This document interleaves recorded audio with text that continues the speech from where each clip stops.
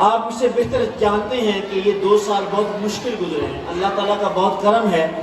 کہ پاکستان کو اس طرح کی خوفناک صورتحال کا سامنا نہیں کرنا پڑا۔ اس میں کوئی شک نہیں ہے کہ جس طرح یورپ اور ہم سے زیادہ ترقی یافتہ، ہم سے زیادہ صحت کی سہولیات رکھنے والے ممالک جن مشکلات سے گزرے ہیں، پاکستان ان مشکلات سے نہیں گزرا، لیکن اس کے باوجود ہمیں اندازہ ہے کہ ان 2 سالوں کے اندر جس طرح زندگی کے کئی شعبوں میں اور زندگی کے بہت سارے دائروں میں لاسز اور نقصانات ہوئے ہیں، اسی طرح تعلیمی دائرے کے اندر بھی ہوئے ہیں۔ مجھے یاد ہے وہ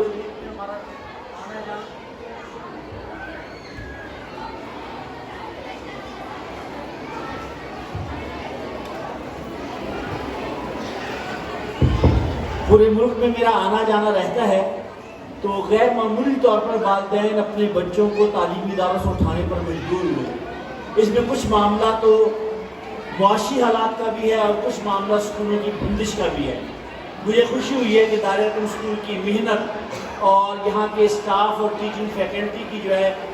جدوجہد کی وجہ سے جو ہے کہ اب 12 گھوڑ نے جو دوبارہ اپنے آپ کو ریگین کیا ہے، تو سب سے پہلے تو میں مبارکباد پیش کرتا ہوں دارالعلوم اسکول کے ڈائریکٹر صاحب کو، پرنسپل صاحبہ کو اور ان کی پوری ٹیم کو۔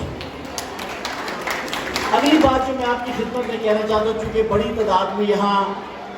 خواتین موجود ہیں، یعنی کہ مدرس، اور ہمارے بھائی بھی موجود ہیں جن میں سے یقیناً والد بھی ہوں گے یا بھائی حضرات ہوں گے ان کے بچوں کے۔ میں آپ سے کہنا چاہتا ہوں کہ تعلیمی ادارہ بنیادی طور پر کیا کرتا ہے۔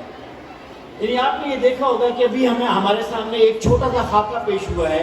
اور بالکل چھوٹے بچے ہیں،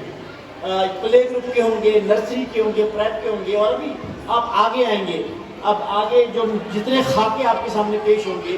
بچے آتے ہیں، ان کے اندر کانفیڈنس پیدا ہوتا ہے، ان کے اندر جو ہے کہ لوگوں کے اس کو فیس کرنے کی صلاحیت پیدا ہوتی ہے،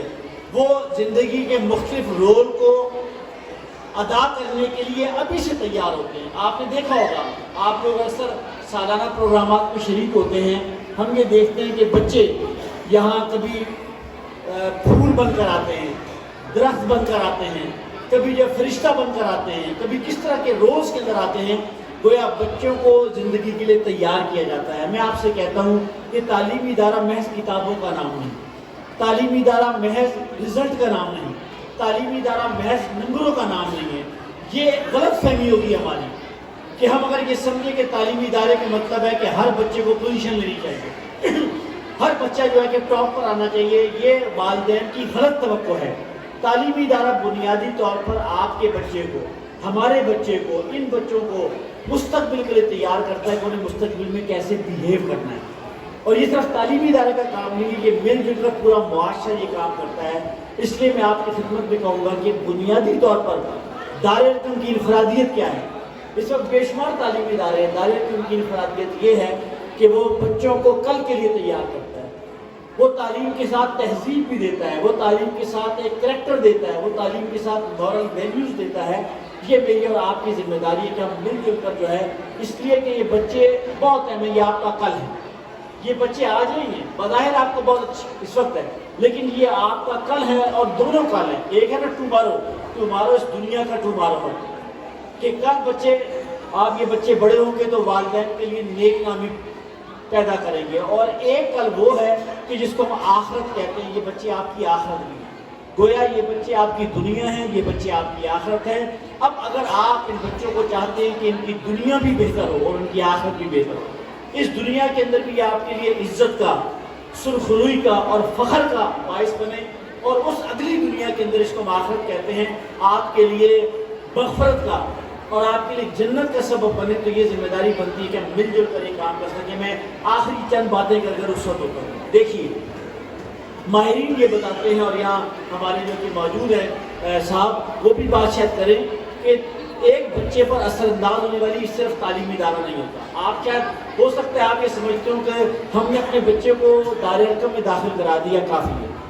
بلکہ میں لوگوں سے پوچھتا ہوں کہ آپ نے کیوں دارالعلوم کا انتخاب کیا، والدین سے پوچھتا ہوں، انہوں نے کہا کہ ہم نے اس لیے انتخاب کیا کہ دارالعلوم جو ہے دین اور دنیا اس کا امتزاج ہے، یہ کمبینیشن ہے دنیاوی تعلیم کا بھی اور دینی تعلیم کا بھی۔ تھینک یو ویری مچ، بہت شکریہ، آپ نے ہمارے اوپر اپنے اعتماد کا اظہار کیا، لیکن میں آپ سے یہ کہوں گا کہ محض تعلیمی ادارہ آپ کے بچے کو وہ کچھ نہیں بنا سکتا کہ جو آپ بنانا چاہتے ہیں۔ اس کے ساتھ ساتھ کچھ اور فیکٹر بھی موجود ہیں، کچھ اور عناصر بھی موجود ہیں کہ جو آپ کے بچے پر اثر انداز ہوتے ہیں، اور میں آپ سے یہ درخواست کروں گا کہ خدا کے لیے اور براہ کرم آپ ان فیکٹر کو بھی جو کہ دیکھیں۔ والدین اپنے کردار کو نظر انداز نہیں کر سکتے۔ اگر والدین یہ سمجھے کہ ہم نے بچے کو دارالعلم میں داخل کرا دیا ہے، کسی بھی اچھی تعلیمی ادارے میں داخل کرا دیا اور ہم اپنی ذمہ داری سے فارغ ہو گئے، سبق دوش ہو گئے، تو یہ غلطی ہوگی، یہ بہت بڑی غلطی ہوگی، غلط فہمی ہوگی کہ والدین یہ سمجھے کہ ہماری ذمہ داری نہیں ہے۔ اس سے اگلی بات